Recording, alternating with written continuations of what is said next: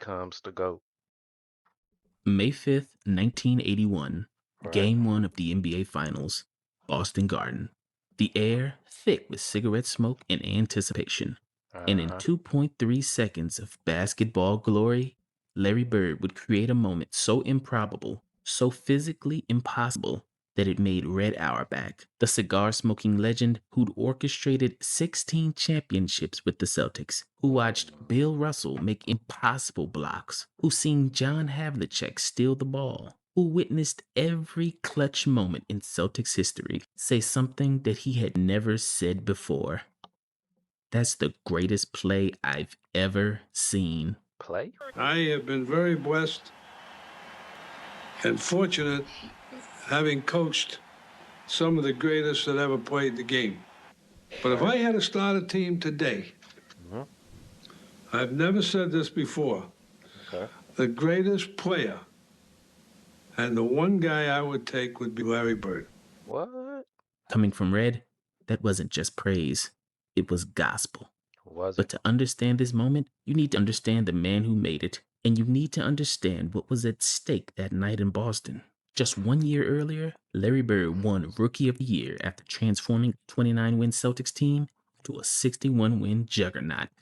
This Nice. season, Oh, it was shit. different. Fuck, somebody call him on my fucking phone. Man, every time I'm trying to fucking record some shit, somebody, bitch. I'm watching Larry. What's Larry's middle name? Watching Larry Joe Bird, bitch. Quick call him, maybe. Batch. Because this season, there were expectations on the Hick from French Lake. The Hick. Boston finished the season at 62-20, the best record in the NBA. And Nice. Bird had elevated his game to another level, averaging 21 points, 11 rebounds, and 6 assists per game. But regular season accolades mean nothing if you can't deliver Do when it the in the lights burn playoffs. brightest. Yeah. Eastern Conference playoffs had been a war. The Celtics battled through Chicago, then survived a bruising 7-game series against Philadelphia, the defending Eastern Conference champions. It was the greatest series I've ever played in my opinion, maybe the greatest series leading up to a championship that two teams ever had to play. Bird's coming to the left. The stop and pop off the glass. It's gone. Austin leads 91-89. 1 second left.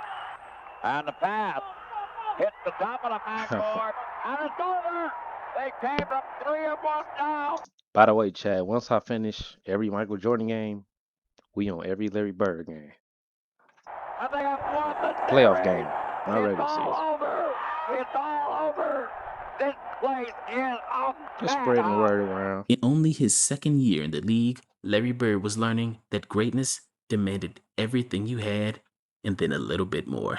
Because we did win a lot of 1-2 point games. It just seemed like every time you look up the clock, we had a 1 point lead and there's 1 second on the clock and they had the ball. It was them type of games where all the emotion, all the adrenaline, and everybody was just flowing and everything was just going to perfection at the end of the game. That was probably the best games I ever played in my life. It was a 7-game series and every one of them was just full of excitement. Now standing between Boston and their 14th championship banner were the Houston Rockets, a team that had shocked the basketball world by eliminating the defending champion Los Angeles Lakers in the first round and reaching the finals as massive underdogs. Kareem will try to get as much distance on this as he can without starting the clock. Jamal Wilkes, three-pointer, and we are going to have new world champions this year in the NBA. The Houston Rockets have won it. Houston, 89. Los Angeles, 86. As you look at this game, it shows you so often how a team that's below 500 is a lot better sometimes, maybe than your record indicates. The Houston Rockets were led by Moses Malone, the Them motherfuckers below 500? What? most dominant center in basketball at the time, a force of nature, all elbows and intensity. On in underneath, and he lays it up in there. He is fouled on the Browns' hand. A fleet guard who can shoot. Malone on the offensive rebound, and he's powering in there. Kareem, and it's been no contest in many ways tonight. That's how you do it, huh?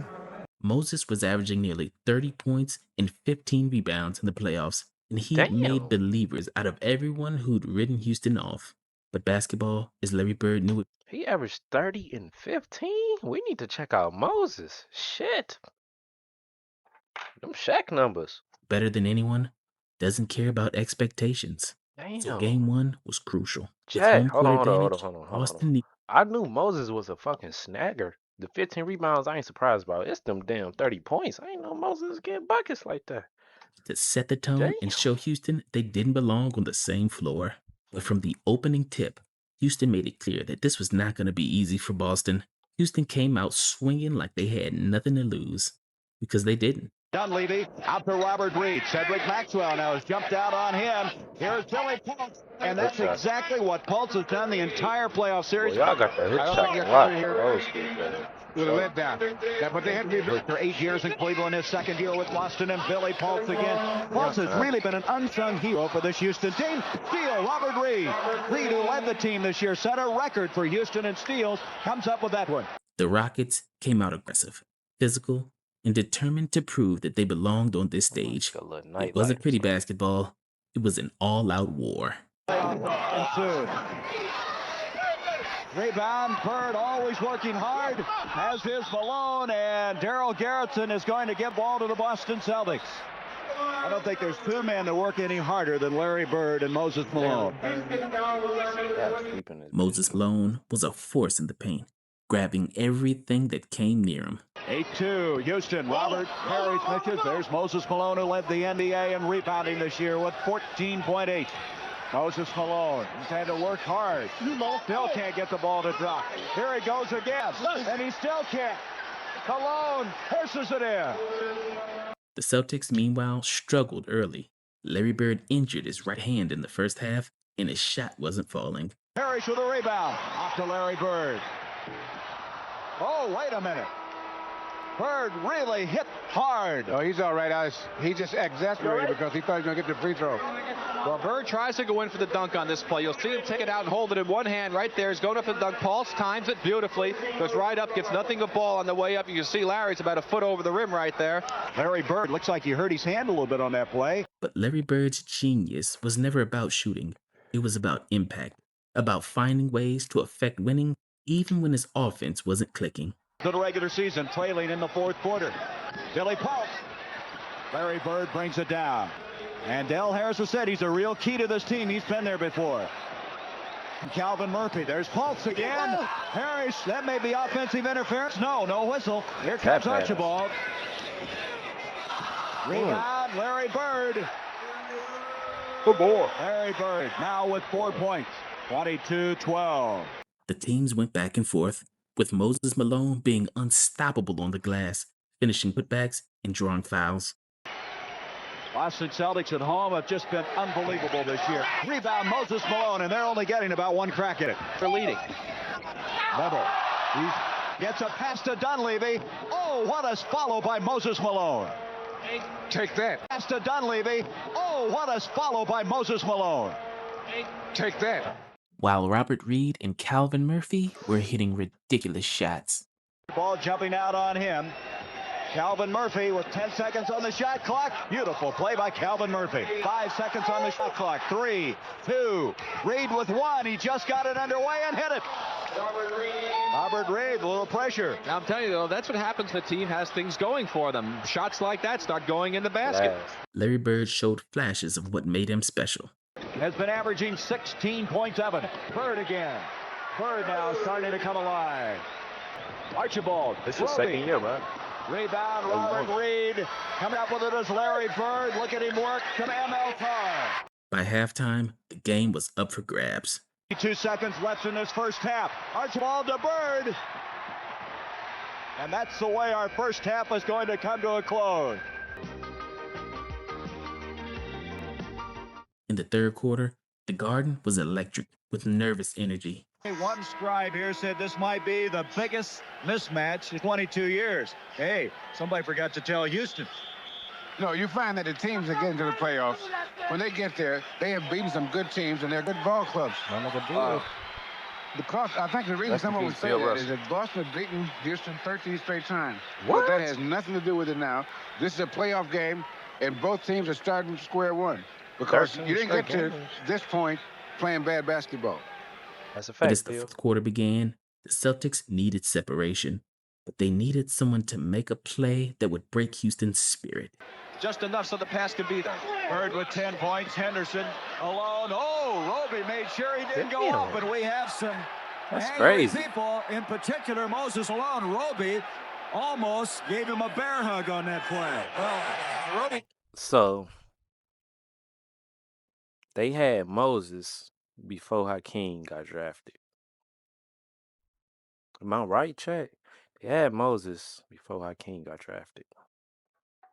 Didn't try to hurt Moses. He was holding him so he wouldn't fall down. He was just making darn sure that he didn't dump the ball. He didn't get a three-point play. Exactly.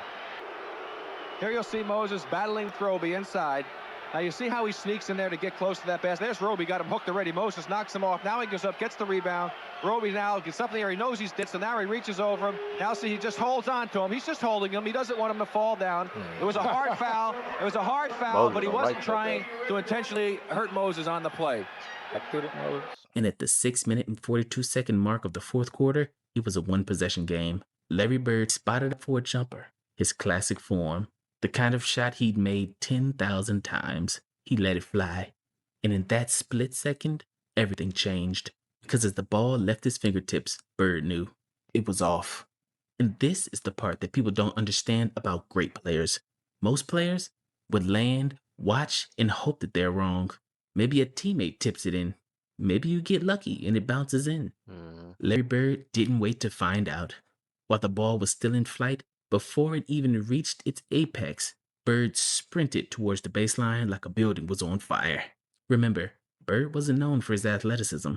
Apparently, he couldn't jump over a phone book. Apparently, he wasn't fast.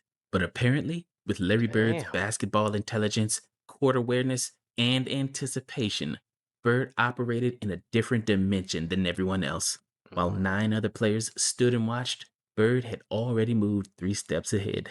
Larry Bird soared to the baseline, his right arm extended, and snatched the rebound out of the air with his right hand. Larry Bird was moving so fast that his speed was carrying him out of bounds. His body was already past the baseline. There was no angle to the basket. The play should have been over. Key words, should have been. But as Larry Bird left his feet and his body sailed towards the out-of-bounds line, he did something that still defies explanation. In midair, with his momentum taking him away from the basket, he switched the ball from his right hand to his left hand at full speed like a magician's sleight of hand. And then, as he descended, as his body began to fall out of bounds, Bird somehow flicked the ball up with his left hand, and as he released the ball with the softest touch imaginable, the ball floated up and dropped through the rim. All net. It was the most poetic balance of athleticism and pure finesse. The Boston Garden exploded. 7 minutes left. Larry Bird follows his own shot. Oh, what a That's a ball. highlight right there. Now Larry, as soon as he shot that ball, knew he missed it. He knew he missed it right. He took off right for the basket again, not being boxed off the boards. Made an incredible recovery and shot it in with his left hand. Just a great, great shot. You won't see much better moves than that anywhere. Incredible basketball. Larry Bird landed out of bounds, stumbled, caught himself as the referees were already signaling good basket. His teammates were rushing towards him, mouths open in shock. Even the Houston players were shaking their heads in disbelief. Mike Dunleavy, who was playing for the Houston Rockets at the time and had a front row seat to this play, said his body was completely past the backboard. The only thing not out of bounds was his head and his left hand. I don't know how he made that shot. On the Celtics bench, Casey Jones and Bill Fitch looked at each other with the same expression. Did that just happen? And somewhere, smoking a cigar in his pride box, Red Auerbach, the man who had seen everything in basketball, who coached Bill Russell, Bob Cousy, and John Havlicek in the greatest dynasty in sports history, took the cigar out of his mouth, looked at the people around him, and said, "That's the greatest play I've ever seen." Larry Bird is a player of destiny. 7 minutes left. Larry Bird follows his own shot. Oh, what a play. Now Larry, as soon as he shot that ball, knew he missed it. He knew he missed it right. He took off right for the basket again, not being boxed off the boards. Made an incredible recovery and shot it in with his left hand. Just a great, great shot. You won't see much better moves than that anywhere. Incredible basketball.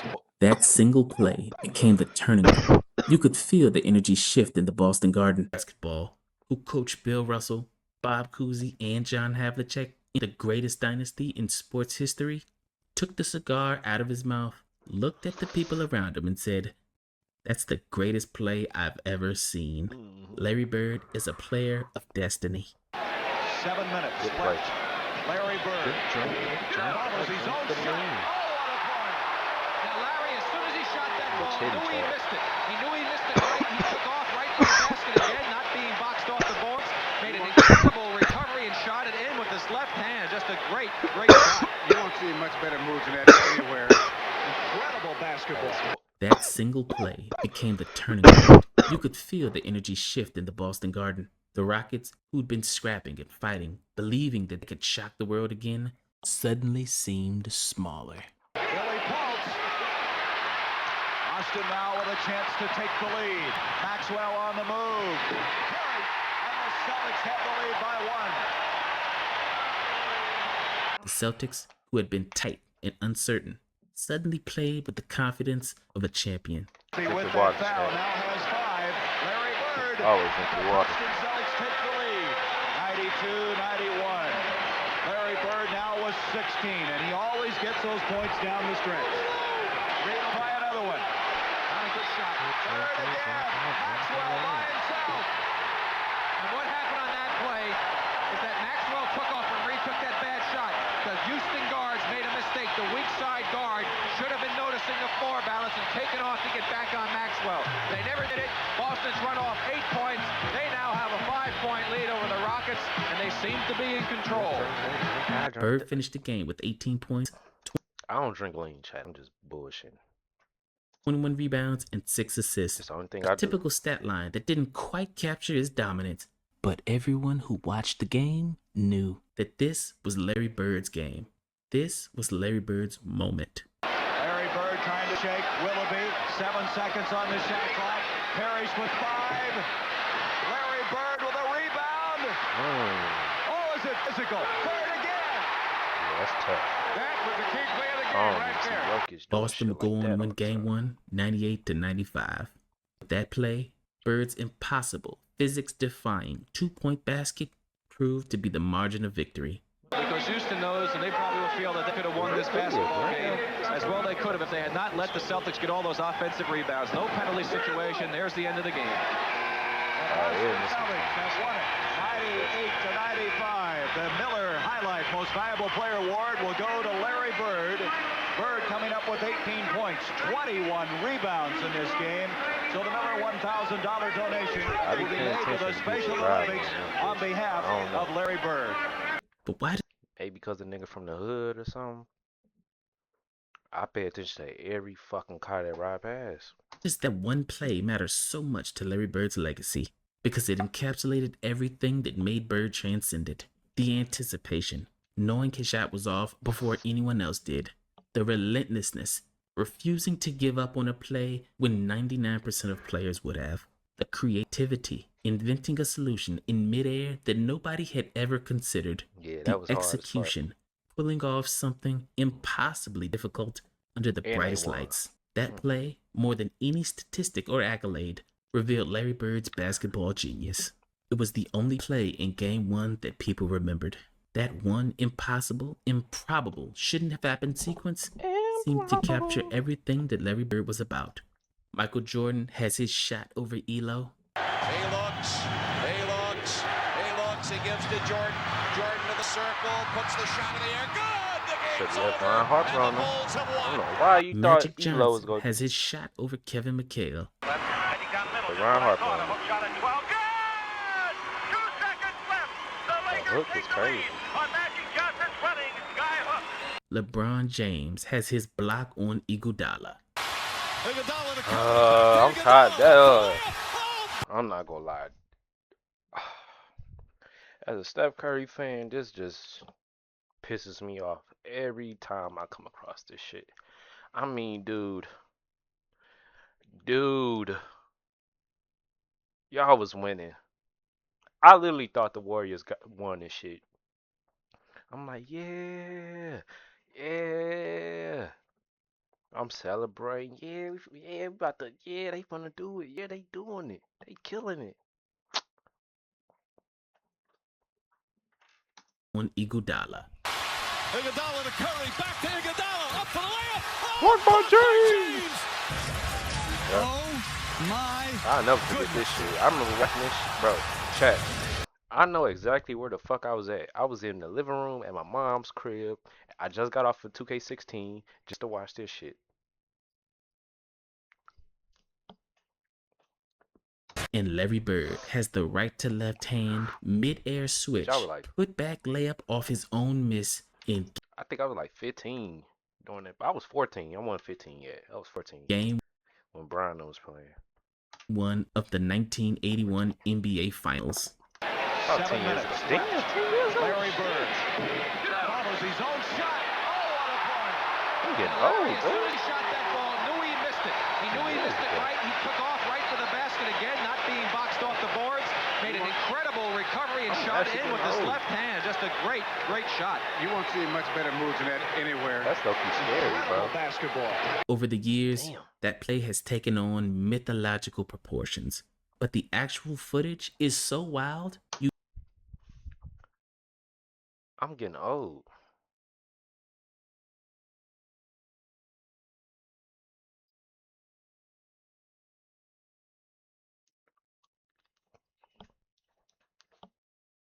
You don't even need to embellish it. But that's what happens with moments of true greatness. They become the stories we tell to explain exactly what made someone so special. I have been very blessed and fortunate having coached some of the greatest that ever played the game. But if I had to start a team today, I've never said this before, the greatest player and the one guy I would take would be Larry Bird.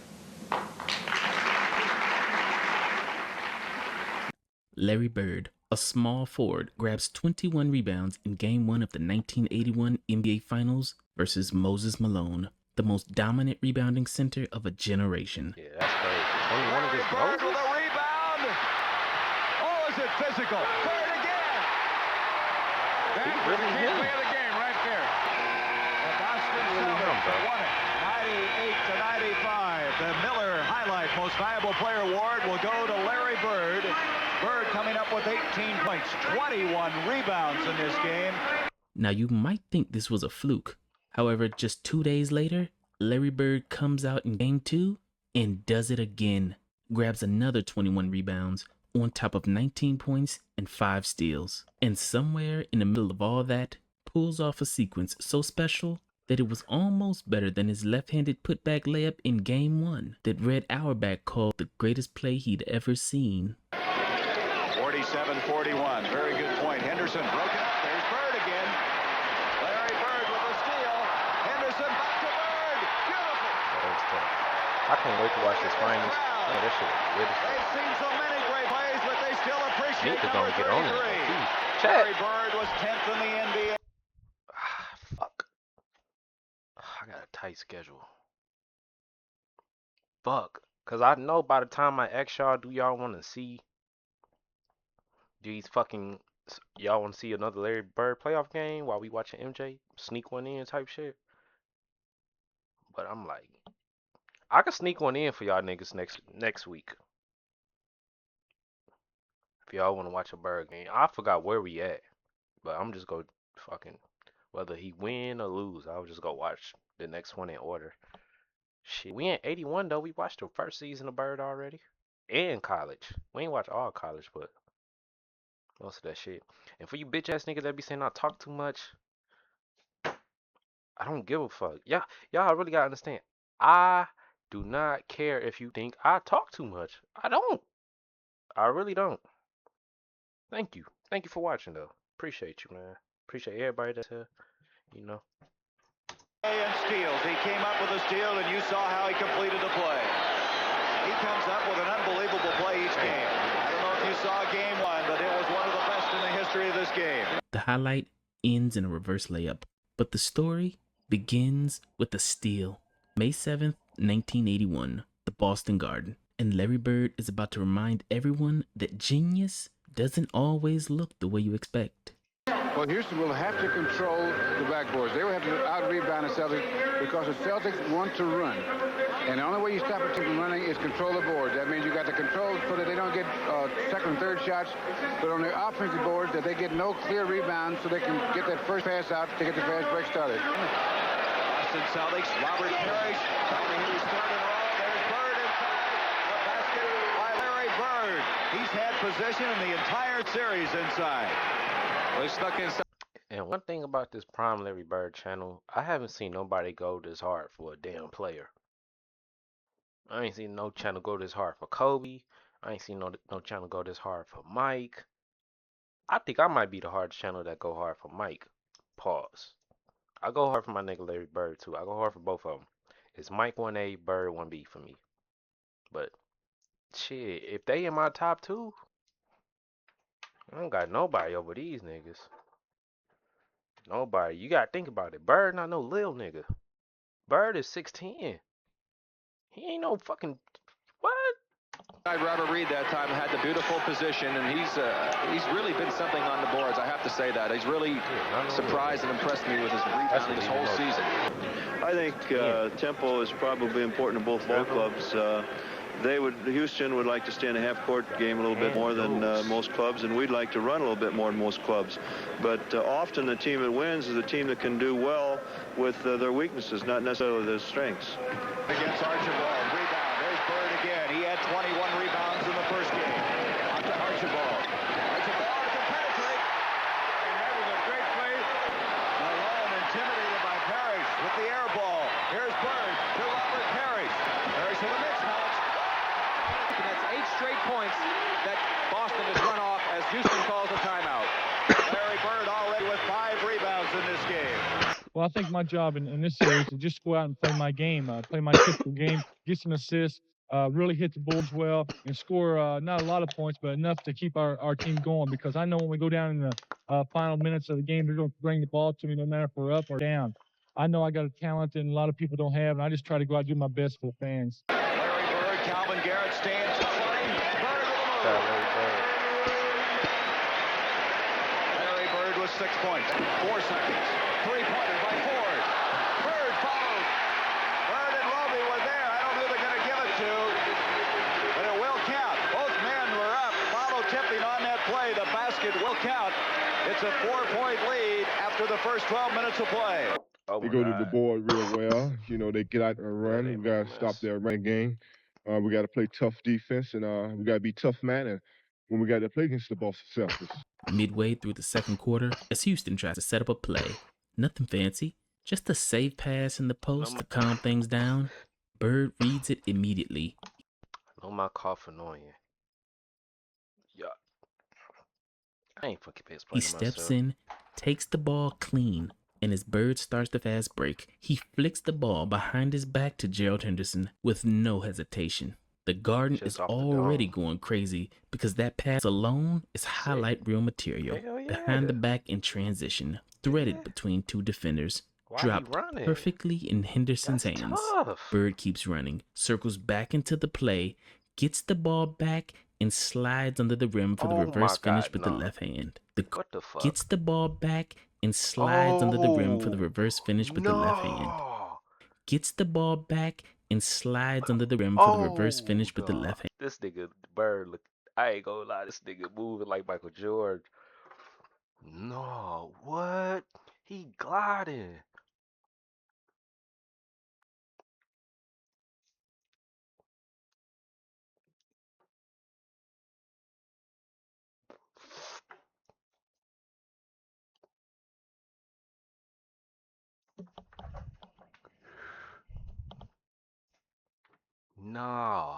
No. I could imagine if he dunking on niggas. He'd probably be the greatest player ever. 41, very good point. Henderson broke dunking on people again. Larry Bird with a steal.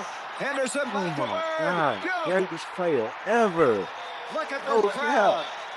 They've seen so many great plays, but they still appreciate number 33. Look at it right here. He anticipates beautifully, steals the ball from Paul, keeps it alive, makes this pass to Henderson behind the back. Now look at Henderson. He draws the defense. A beautiful bounce pass. Bird has trouble with the ball, finally gets it back, and makes a reverse left-handed layup. Super play. Larry Bird never looked like a lockdown defender. That's why people underestimate exactly what he was. But that entire sequence started on defense. It always did with Bird. He didn't erase shots at the rim. He erased options. He took away your first read. He disrupted timing. He jumped passing lanes, turning defense into instant offense. And right now they're running again, though. Henderson on the pull-up jumper. Larry Bird finished Game 2 with 5 steals. That number doesn't happen by accident. It happens because someone understands timing better than the person with the ball. One steal turns into another possession. Another possession turns into momentum that Boston desperately needs. And one of those steals turns into the play that everyone remembers. 5 steals in an NBA Finals game is dominance. Quiet, defensive dominance. And if you watch closely, Bird is everywhere. He's helping on Moses in the paint. He's switching on to guards, staying in front of him, forcing them baseline. And when Moses got the ball in the post, Bird was either the primary defender or the first one to help, making Moses feel bodies everywhere he turned. Off it comes to Moses Malone. You can see the difficulty he's having. Tell you, that's got to be frustrating for Moses. He has people picking away at him in there. That defensive intelligence is the reason he rebounded the way he did. Because defense and rebounding... I know somebody in the comments. I know they gonna be irritated in a bit. I've been coughing all video. Jack. I got the automatic comeback for y'all ass. Every time y'all come at me, boss, I just get to tell y'all how many days in a row I've been doing this shit. Y'all niggas forgot I haven't took a break. I haven't took a fucking break. Matter of fact, nah. Let's go see. God damn it. Today's how many days ago was February 26th?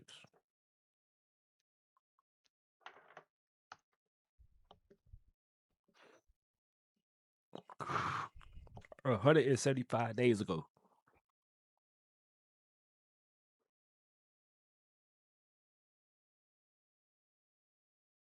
$5 months and 22 fucking days. So by the time this bitch drop, because today is Thursday, this bitch dropping on the weekend on the Saturday. There's 177 fucking days in a row, bitch. So fucking what? I'm smoking. So what? I'm coughing. I'm sick. I'm here, nigga. I'm here. are connected. Bird understood that instinctively. When you disrupt rhythm, shots change, angles change, bounces change. And that is the part that people miss when they talk about rebounding like it's an athletic contest. Because on this night, it was a thinking contest, and Bird was winning it. 6-point lead. Tom Henderson trying to cut it to 4. Larry Bird, he's fouled by Calvin Garrett. It'll be a loose ball. bro. What Larry Bird did foul Bird like that was once he got the hand in there, he put his body in there to protect the ball. And you watch where he put his body right in between the defense, the other guy, and the ball. That's to make sure that you get the ball or a foul. That's when you realize that Bird is operating on a different level of understanding. By halftime, Larry Bird already had 8 rebounds, while Moses Malone had 7. That's tough. To me, the man is a very smart player. He's thinking the whole time once he's on the floor.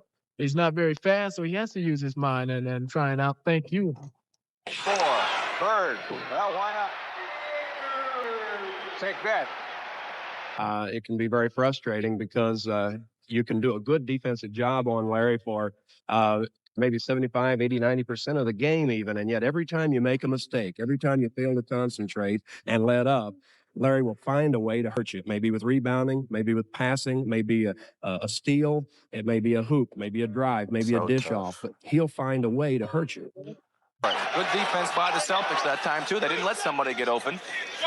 Maxwell, there's a steal attempt by Moses Malone. Bird on to Henderson to Bird. That's typical go. Bird and Henderson and give and go. That's the old give and go play. Henderson to Larry Bird. Oh, Bird now is really starting to get the hot hand. I can't say enough for Henderson. There's a rebound leader, 17. Larry Bird also now has 19 points in the game. In the second half, the Rockets were getting frustrated. Their entire defensive strategy was built around limiting Boston's transition game. Bird, Robert Reed. He needs that confidence builder, and that's not going to help him. That's too far out on a shot. Reed going high against Maxwell. Rick Roby. He follows. The Rockets tried everything. They sent multiple bodies at Bird to keep him off the glass. Didn't matter. Bird would position himself early, seal his man, and time his jump perfectly. He turned rebounding into a chess match. While Moses relied on athleticism and tenacity, Bird relied on positioning and anticipation. Both methods worked, but on this night, Bird's method worked better. And the best rebounder on the floor was a second-year small forward from French Lick, Indiana. Larry Bird. Gerald Henderson. Maxwell. That was set up by the outlet pass Larry Bird made to Gerald Henderson. Larry Bird finished his career averaging 10 rebounds per game. For a small forward, only Bird and Elgin Baylor are in that elite territory. But when you stack the history of all the small forwards who could rebound, Bird stands apart because he did it when the game got tight. He did it when the bodies piled up, and he did it in the NBA Finals when the game demanded something a little less glamorous than scoring, even when Boston lost. Moses Malone. 6 seconds on the shot clock. Whoa, he just got that shot off. Larry Bird, who seems to come up with the big plays, comes up with the ball. And now the Celtics have asked for a timeout. We have 11 seconds left in the game, and we now got to figure that Boston looking to send this into overtime. The ball has always came to me. They always want me to do the final shooting or try to hit the last second shot. They go to me 80 or 90% of the time. I want the ball because I'm supposed to produce in them situations. Sometimes I do and sometimes I don't, but I want the ball in a crucial situation. Here we go. 11 seconds left in regulation. We see the time. Archibald, Larry Bird, back to Tiny. And the Houston Rockets have evened it up. The Houston Rockets have broken. I ain't gonna lie, Prime Larry Bird. Yo, low-key spoiling this fucking finals. Like, you know I gotta watch this shit. Just spoiling. Boy, Houston stayed in this one. Boston didn't win game 2, but it's one of the clearest windows into who Larry Bird really was. A defender who saw passes before they were thrown. There's Bird again. Larry Bird with a steal. Henderson back to Bird. Beautiful. A rebounder who beat centers without jumping higher than them. Trying to hit his third in a row. There's Bird inside the basket by Larry Bird. He's had possession in the entire series inside. I say the Roach. Man, fuck that. A star who could control a finals game without ever forcing it. I think Larry Bird can beat you even if he doesn't score a point on the basketball court. The scoreboard says Houston figured something out, but Larry Bird did too. He learned how Houston wanted to slow him down and how physical the series was willing to get. But most importantly, he proved something that would define his career. He proved that he didn't need the game to look a certain way to control it. If it turned into a shootout, he could score. If it turned into a wrestling match, he could get down and dirty with the best of them. Moses Malone ended the game with 15 rebounds, but Larry Bird ended the game with 21. That's 21 rebounds in game 1 and 21 rebounds in game 2. Back-to-back performances against the team that featured the quote-unquote league's best rebounder. That's not a fluke. That's a statement. And if you really want to understand Larry Bird outside of being the greatest shooter of all time, Outside of being the greatest trash talker of all time, but as a competitor who could bend a series without lighting up the scoreboard, this is the game. The night Larry Bird went to war on the glass against Moses Malone and conquered territory that everyone said belonged to someone else. I think Larry Bird can beat you even if he doesn't score a point on the basketball court. What if I told you the greatest performance in NBA Finals history didn't involve a 50-point explosion? Bird with a steal up to Gerald Henderson. That the most dominant game ever played ended with just 8 points on the stat sheet. I know for a fact you wouldn't believe me. Larry Bird on the move. And Larry Bird has just scored his first points of the second half. That's 7 for the game. But in Game 3 of the 1981 NBA Finals, the series tied at 1 game apiece. Larry Bird is about to put on a masterclass versus the Houston Rockets that most people still don't understand 4 decades later. But the Houston Rockets did. I think Larry Bird can beat you even if he doesn't score a point on the basketball court. This is the story of how Larry Bird proved that you don't need points to be the most dangerous player on the floor. Because Larry Bird wasn't just a player in the Celtics system. He was the system. And in Game 3, Bird's fingerprints were on every single possession, even when he wasn't shooting the ball. Bird up to Carr, MLR. Would you believe that you could be winning a playoff game like this and Bird only has 8 points? Yes. Oh, wait a minute. You asked me what I think that they'd be winning by this large a margin with Bird only 8 points? Since I was sitting here watching, yes, I would believe it. Because with a good ball player, statistics won't give you any idea if you just look at one statistic on how they played. It was May 9th, 1981, Houston, Texas. Series was tied at 1 game apiece because Houston protected home court in Game 2. So Game 3 was the most important game of the series because it could swing the momentum of the series in either team's direction. It's all even as the Houston Rockets play host to the Boston Celtics. And for the 7th consecutive time, we have a sellout here in the Summit. Houston knew that this was their best chance to upset the Boston Celtics. I low-key gotta get my thumbnail in. My phone. Oh, that bitch on the charge. Should I finish this chat? I'm gonna finish it. I keep asking, man, I'm gonna finish the bitch. Sound like I wanna finish the bitch. Because playing with home court advantage, their game plan was simple. Slow the game down, make it ugly, and whatever you do, don't let Larry Bird get comfortable. So right off the bat, the Rockets came out physical. And here is Larry Bird, who in the first 2 games has had 21 rebounds in each. And you can already see how physical this may be. It's going to be Boston's basketball. The game's not a couple of seconds old, and Chris Ford thinks he's gotten run into by a couple of trucks. Here we'll see the tip-off. Here he gets tripped, first of all, by Reed. Now he hustles to get up and get it. Dunleavy just knocks him down again, and Dunleavy was out of bounds. They were grabbing and holding, turning every possession into a wrestling match. This was old-school playoff basketball, where referees swallowed the whistle and let the teams decide the game on the court. It's the Bird on this play, on this shot by Ford. Now look at Robert. He grabs him first with the right arm. Now he backs into him. He gets away first. Look at him backing into him. Just fouled to death that time. Never got the call. Chris Ford, he's been open over in that spot. Look at this. Reed and Bird going after each other. Well, Del Harris said you're 100% defense on Bird during the timeout, and that's playing tough, isn't it? Any other superstar would try to force their offense. They would demand the ball and try to impose their will through scoring.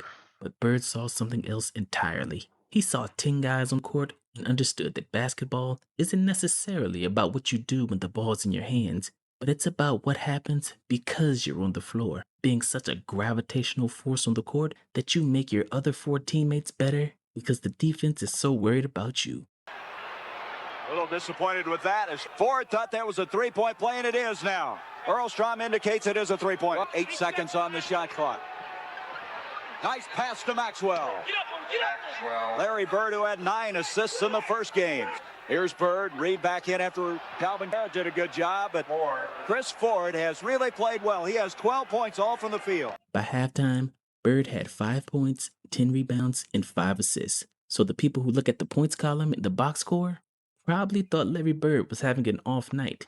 but the Boston Celtics were up by 17. Larry Bird nails it from outside. He has 3 points. Here is Maxwell against Malone. The biggest lead of this game, 15 points, 35-20. That may be the biggest lead of the series. When people talk about Larry Bird, they always remember his shooting. They always remember his trash talk. They always remember his clutch gene.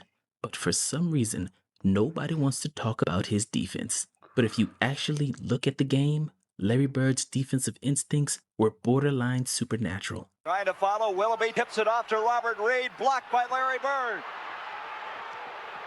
Here is Archibald. Oh! Heine just forces the issue all the time, and you can see what the end result is.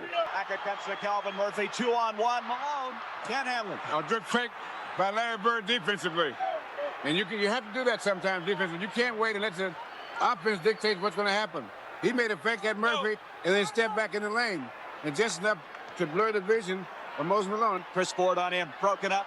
Larry Bird with it.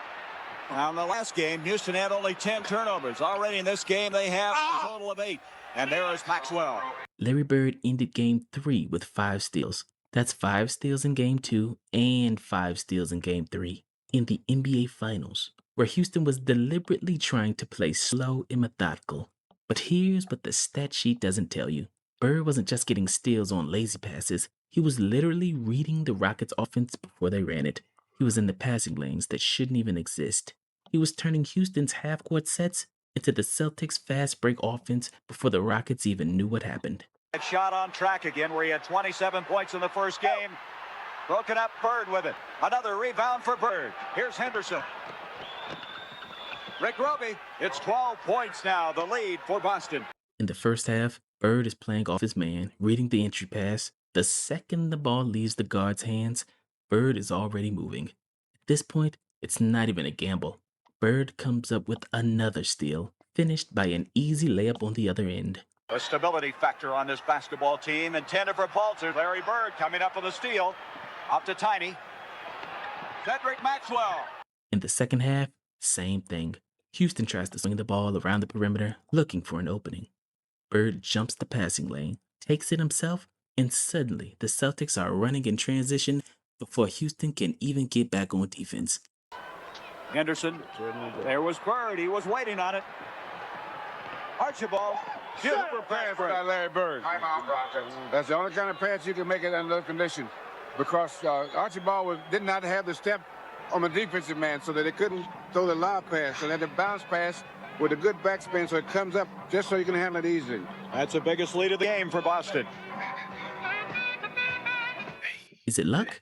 Or is it a 6'9" forward with a 200 basketball IQ who read your tendencies, knew your personnel, and understood that defense is just offense in reverse? That's through the hands of Billy Paul. Larry Bird on the move. And Larry Bird has just scored his first points of the second half. That's 7 to the game. The Houston Rockets center, Billy Paultz, who was nicknamed the Whopper in the 80s for his tough and gritty style of play, said it best after the game. I think Larry Bird can beat you even if he doesn't score a point on the basketball court. I know it sounds like Billy was being poetic, but he was being dead serious, because that's exactly what happened in Game 3. And those 7 points are no indication of the fine ball game he's played. Because with a good ball player, statistics won't give you any idea if you just look at one statistic from how they play. He's been doing things besides trying to score points. And this is what made Larry Bird different from every other superstar in basketball history. Most great players are great because of what they can do. But Larry Bird was great because of what he made possible for everyone else. The Celtics offense in 1981 ran through Bird, but it didn't rely on him to score. So when Larry Bird touched the ball on the wing, the entire defense had to account for him. Could he shoot? Obviously. Level. Here is Bird. Could he pass? Well, better than most point guards. Bird. Up to Carr. ML.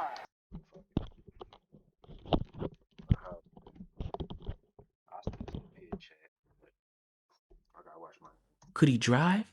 Well, he wasn't fast, but he was strong and smart enough to get wherever he wanted on the basketball court. Larry Bird on the move.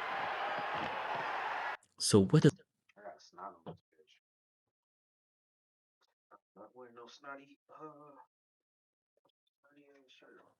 What does a Houston Rockets defense do? They send help. They cheat towards him. They overcommit.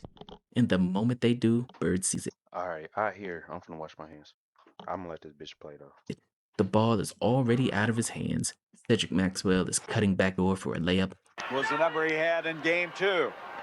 Bird to Maxwell. Maxwell scores. Most very upset about the play, and Maxwell was 17.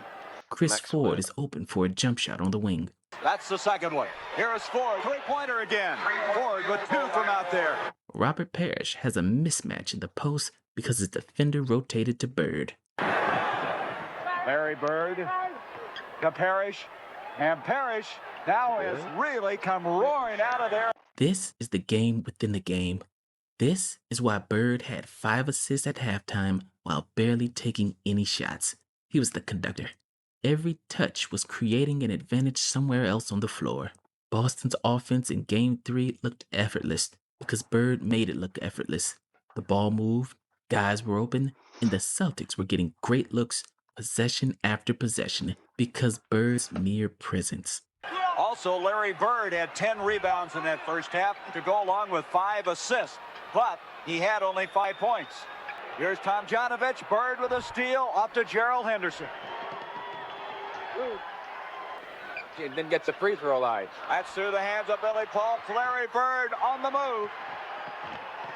And Larry Bird has just scored his first points of the second half. That's 7 for the game. And not to mention the rebounds, 13 of them, and half of them led directly to Celtics possessions where Bird pushed the break himself or hit the open man in transition. He was grabbing defensive boards and immediately turning defense into offense, which is another thing that the stat sheet doesn't quite capture. The tempo. He controlled it. Murphy looking for his first 2. Rebound by Bird. Parrish, Robert Parrish. Rebound Bird, and Bird already has a handful of them. Allen Level is checked in. Rebound Bird. Out to Chris Ford. Murphy. Look out. Malone and Roby shoving inside. Here's Moses making a move. No, Bird on the floor again, trying to get the rebound. Archibald, he's down, but he gets it off to Bird. Back to Maxwell. Chris Ford, hustling Chris Ford. That's the way to run it. Larry Bird made the key pass to get that ball up court to stretch out the defense. Now here's the beautiful irony of Game 3. Because Larry Bird was famous for his fourth quarter takeovers, he was the guy who'd cruise through 3 quarters, get all of his teammates involved, then put the game away in the final 12 minutes with a bunch of impossible shots and cold-blooded clutch buckets. But in Game 3, he barely played in the fourth quarter. You see Larry the only blind person. Because the game was already over. The Celtics got out to an early lead. Is his hair natural blind? Back in it. The game was never even close. And that's the ultimate compliment to what Larry Bird did in those first 3 quarters. He controlled the game so completely that his signature fourth quarter heroics were unnecessary. He'd already won the game by playing defense, crashing the boards, and making everyone around him better. Would you believe that you could be winning a playoff game like this and Bird only has 8 points? Yes. Wait a minute. You asked me what I think they'd be winning by this large margin with Bird only 8 points. Since I was sitting here watching, yes, I would believe it. Because with a good ball player, statistics won't give you any idea if you just look at one statistic from how they played. Bird finished with 8 points, 13 rebounds, 10 assists, and 5 steals. But even those numbers don't tell the story. A new playoff record set here. Lowest point scored in a playoff game. As 71 was the record, it's now 67. Major Jones. And so with that, it ties the record that Syracuse had 71 points in 1955. So they have that dubious distinction of holding the record with the Syracuse National. Broken up, and that will do it. The Celtics won the game 94-71, a 23-point demolition in an NBA Finals game. And this is what separates Bird from every other scorer in basketball history. This is why comparing him to modern players who hunt for 30-point games misses the entire point. Because Bird didn't play basketball to score points. He played basketball to win, and he understood that winning sometimes means letting the game come to you. It means making the right play every single time, even when the right play is a simple pass to an open teammate. And there's the fine pass just out of the grasp of the Rocket man. Tiny takes it and lays it in the basket. Game 3 is the perfect encapsulation of Larry Bird's greatness because it showcases everything that doesn't show up on a highlight reel. Those defensive reads. Back it comes to Calvin Murphy, 2-on-1. Malone can't handle it. A good fake by Larry Bird defensively. The outlet passes, the hockey assists, the way he made Cedric Maxwell and Chris Ford look like all-stars, even though neither one of them ever made an all-star team in their entire life. Malone and Roby shoving inside. Here's Moses making a move. Oh, Bird on the floor again, trying to get the rebound. Archibald, he's down, but he gets it off to Bird. Back to Maxwell. Chris Ford, hustling Chris Ford. That's the way to run it. Larry Bird made the key pass to get that ball up court to stretch out the defense. Houston came into Game 3 thinking that they could slow Bird down by playing physical and denying him the ball. And in a way, it kind of worked.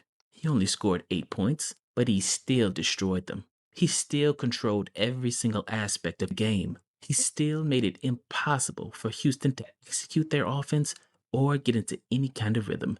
And he still made sure his teammates got easy looks while the Rockets had to fight for every inch. And that's the mark of a true system player.